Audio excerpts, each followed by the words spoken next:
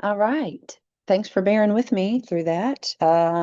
Welcome to ethics. We're switching gears from intro and sliding into an introduction to professional ethics. This is just a really great place to start because the first chapter sets the foundation for how we think, how we act, and really how we make decisions as professional counselors. And ethics isn't just about following the rules. I wish it was that simple, but it's really about who we are as helpers and how we use our judgment in the service of others. So today we'll unpack what it means to practice ethically, how laws and ethics are different, and how to make decisions when faced with gray areas. And it's usually going to be gray. All right, so here's where we're headed today. We'll start by identifying common themes of, move myself over here, of ethical codes, and then we'll talk about their limitations. We'll look at differences between laws and ethics and explore aspirational versus mandatory ethics. We'll discuss the 6 moral principles that guide our work. These are really important. And then we'll also look at models for ethical decision making. And then finally, we'll reflect on our own values and beliefs as future counselors.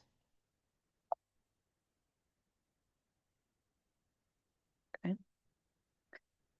So I love that this quote from Aristotle, and yes, also L. Woods, it sets the tone for our conversation. The law is reason free from passion. So it's a reminder that laws focus on order and consistency, not emotion or nuance. But as counselors, our work is deeply human, emotional, relational.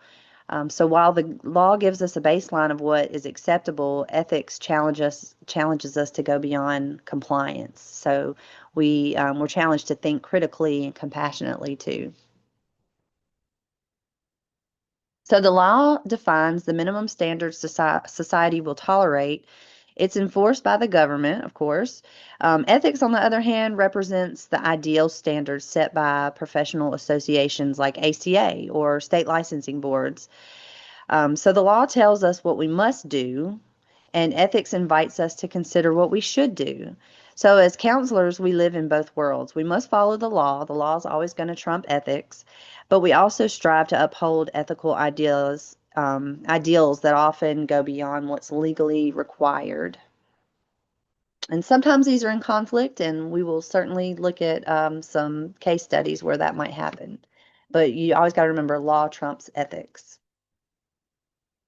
And every state regulates counseling in some form. Licensing laws define our scope of practice, and scope of practice really means what we're legally allowed to do. And the licensing laws also outline how the state enforces those laws. So if you ever wonder, can I do this or what's within my scope, your state licensure law is a good place to start.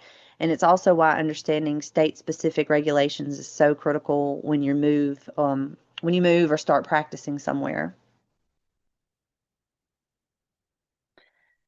Okay, so professional monitoring of practice. Professional boards, like your state board of examiners, right? So the licensing boards play a huge role in protecting the public. And their main duties are to set standards for who can enter the profession, screen applicants, regulate counseling practice, conduct disciplinary hearings when ethical or legal violations occur. So if someone acts unethically or illegally, these boards have the authority to investigate, impose sanctions such as fines, suspensions, or even taking your license away. So that is the main duties of regulation boards. I'm trying to find a good spot for my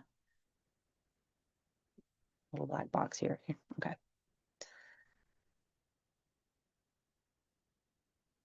Okay. Ethical decision making key terms. So we'll start with values. We'll just untangle these 3 terms. So they often overlap values, ethics, and morals. So values are our personal beliefs and the things that guide how we live day to day. A lot of times when you find yourself being judgmental, it's because, and we say, we were trying to create a non-judgmental space in the counseling room, right? And that is sometimes harder to do than other times. But when your values conflict with someone else, that is when you find yourself being judgmental. If you'll think about it, like I remember my friend one time pointing out a car. We were riding, and she pointed out a car, and she was like, "Oh my God, that car is so dusty and ugly and gross." And I was like, I could not care less about that car being dusty. I don't know. So, she was very judgmental about that person's car because she really values keeping a spotless, clean car. And I just think as long as it gets you from point A to B, it's okay. So, that's just a little silly example of when your values conflict. That's when we usually find ourselves in that place of judgment, right? Negative judgment, I guess. So it's important to really understand your values so that when you catch yourself having a values conflict, that you're able to shift gears, bracket, and go into that non-judgmental space so that you can be a therapeutic tool for your client. All right, so that's values, beliefs, and attitudes that provide us direction in everyday living, right? Moving on to ethics, moral principles adopted by an individual or a group to provide rules for the right conduct. Um, and that's what we adopt collectively as a profession. So, like our 2014 Code of Ethics. Morality, next, looking at morality, reflects our cultural or religious sense of right or wrong. So, as counselors, it's important that we're aware of our values, but not to impose them on clients and to check that judgmental posturing that we might feel sometimes. And then ethical practice means holding space for the client's worldview, even when it differs from our own. And so, in this class, we're going to learn about those code of ethics, but we're also going to learn how to navigate them through our own values and our own morality.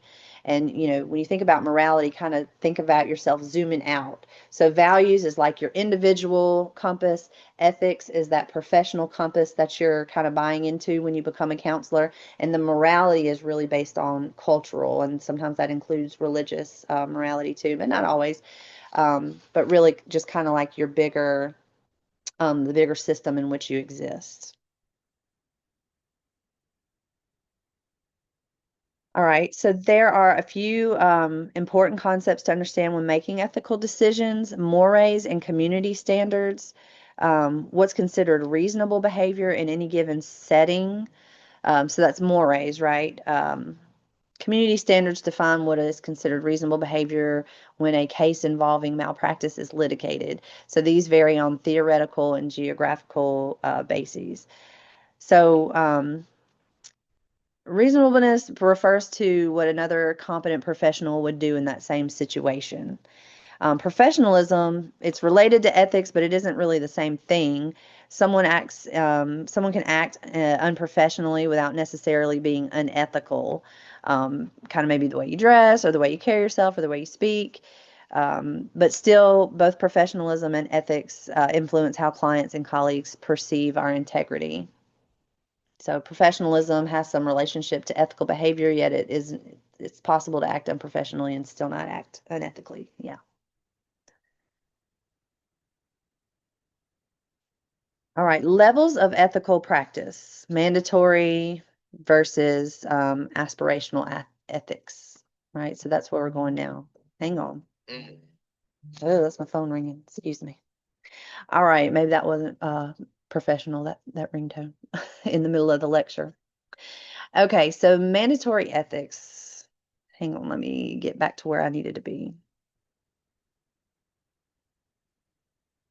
Okay. So we can think of ethical practice on two levels. Mandatory ethics is about doing the bare minimum while following the rules to avoid getting into trouble. For example, obtaining informed consent is a mandatory ethical requirement. And then we've got you do this, don't do this, must and must nots, right? Such as providing informed consent to clients. You have to do that. Keeping confidentiality. Those are mandatory ethics. And then aspirational ethics are, on the other hand, encourage us to reach for the highest standards of care. This might mean going above and beyond, like offering a pro bono session for a client in need or engaging in lifelong learning to enhance competence. Aspirational ethics ask, what is the best I can do for this client? Not just what do I have to do, right? So aspirational ethics, going above and beyond. So, principle ethics versus virtue ethics. So, there are two main ways to approach ethical thinking. Principal ethics and virtue ethics. Principal ethics focus on rules and decision frameworks. It asks, in this situation, is this situation unethical? Virtue ethics focus on who are we as people. It asks, am I doing what is best for my client? And both are essential. Principal ethics provides structure. Virtue ethics brings humanity. So ethical practice is not just about solving dilemmas, but it's about developing moral character as a counselor. So who you are as a counselor, as a person who is a counselor.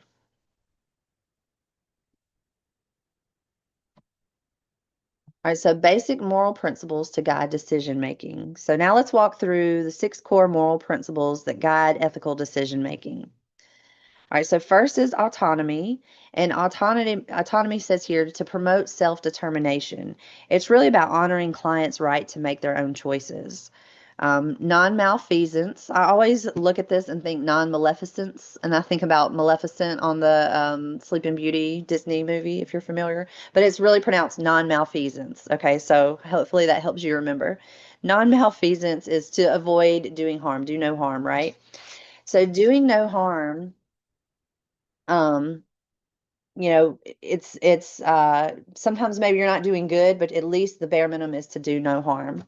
The next one is beneficence, and that is to do good. So not only are you doing no harm, you're actually doing good for others and promoting the well-being of your clients.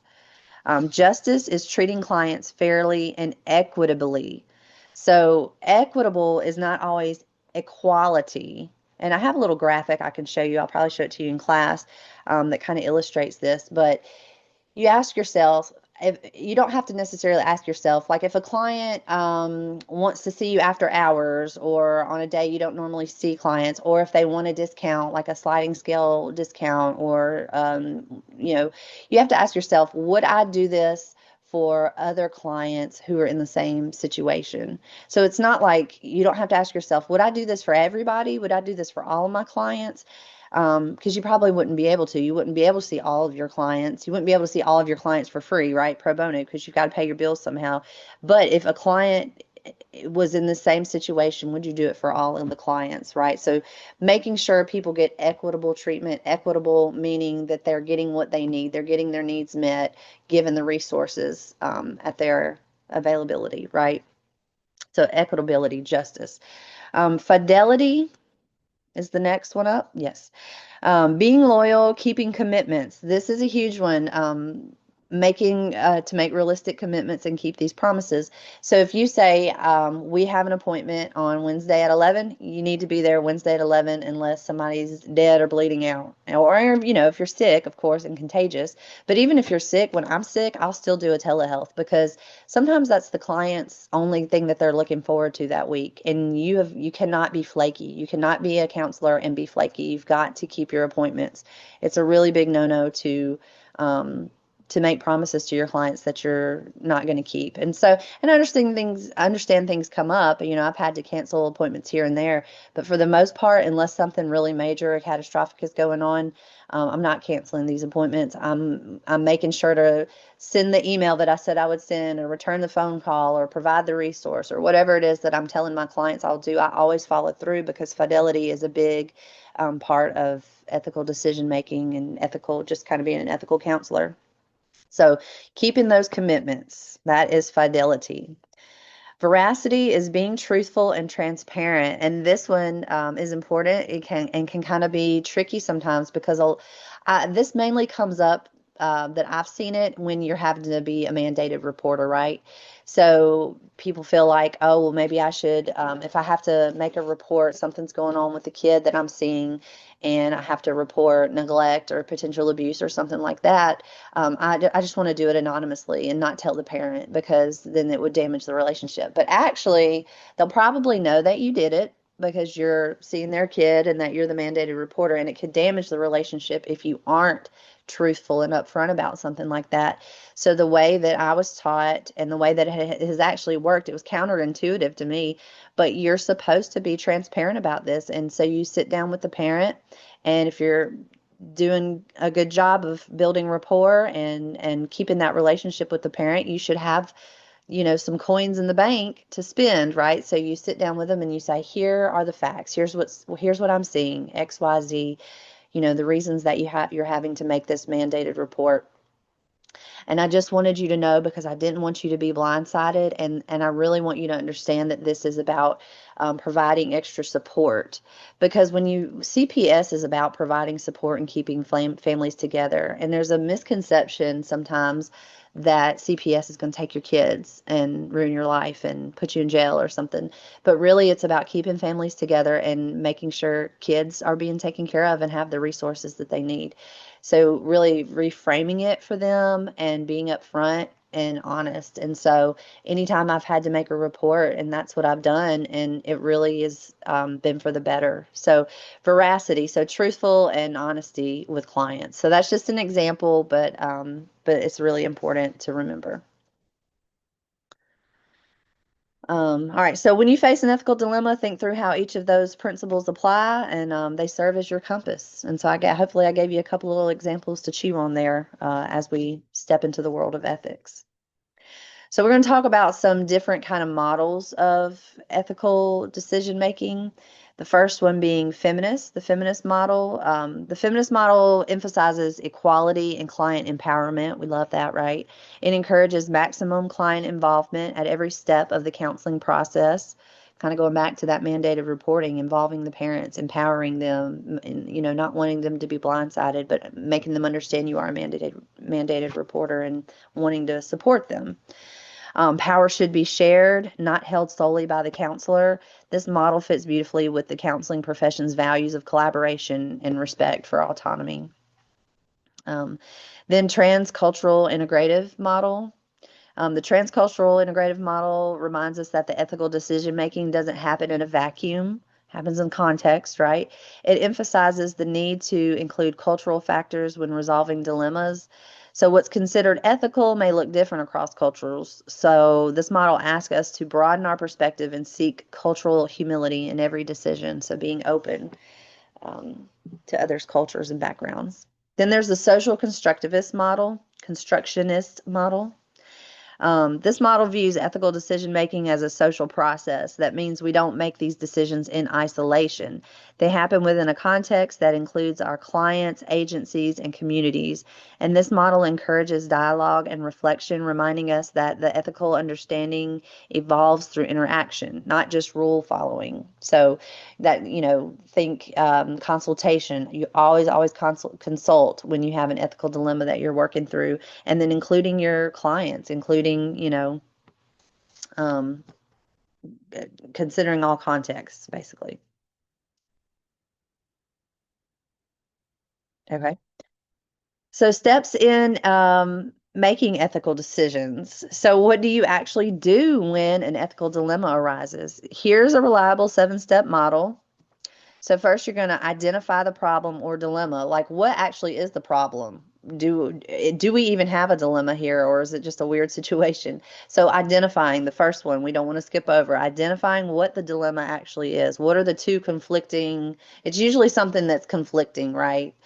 I want to make this CPS report, but I also want to preserve the relationship with the family. Whatever the dilemma is. Identify potential issues involved. So yeah, and we'll work through some of this when we do some ethical dilemmas in class. But what are all the issues? What are all the angles we can look at?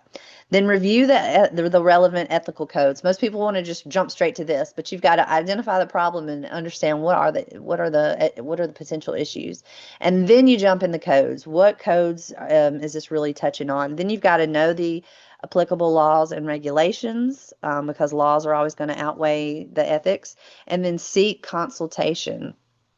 Always, don't go it alone. Always get somebody to kind of get their viewpoint on things and document that you consulted. Even better if you consult with someone who's a supervisor, an LPCS. And then consider possible courses of action on their consequences, right? So if I do, what are some decisions that I can make? Sometimes there's more than one, well, oftentimes there's more than one right answer or one course of action you can take. And then what would those consequences be?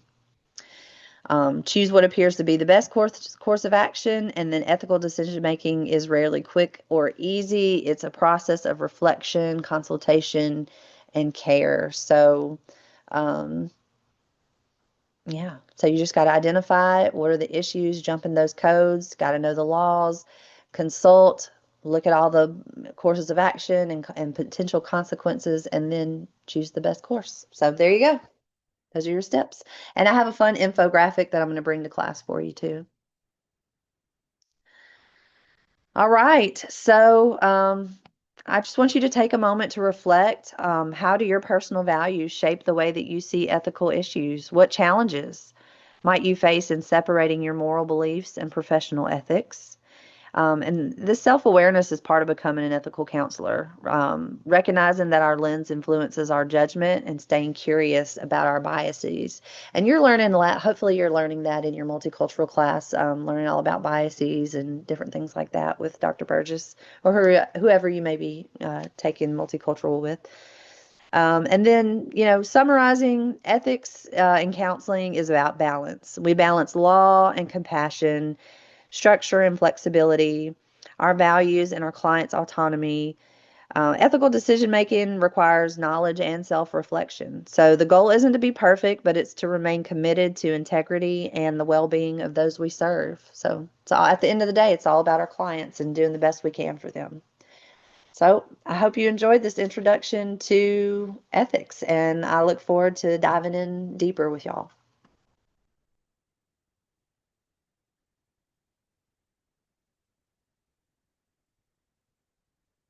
Okay, how do I stop?